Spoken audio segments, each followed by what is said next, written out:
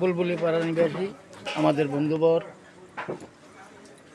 জনাব বাবুল আলমের বাড়িতে খান জাহান আলী শাহ রহমতুল্লাহ আলাইহির পবিত্র ওরস শরীফ উপলক্ষে আগত আমার রাজনৈতিক যুদ্ধবিন্দু এবং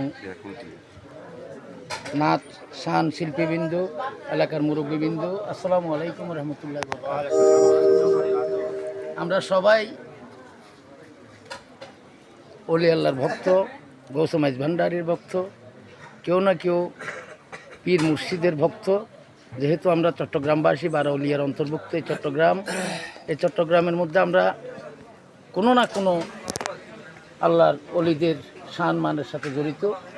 আমরা চাই এই সম্মানকে সাথে নিয়ে আমরা নিজেকে ইনসাফ এবং হক আর তরিকত মেনে চলতে, সাথে সাথে আমার পোমরার জন্য আগামী রহমতস্বরূপ এই চতুর্পাশে অলিউল্লাহদের আস্তানার ঘিরে যেই পোমরা অবস্থিত, সেই পোমরাকে যেন আল্লাহ রহমত দান করেন এবং আগামী যেন সৎ এবং ন্যায়নিষ্ঠাবান প্রতিনিধি দান করেন।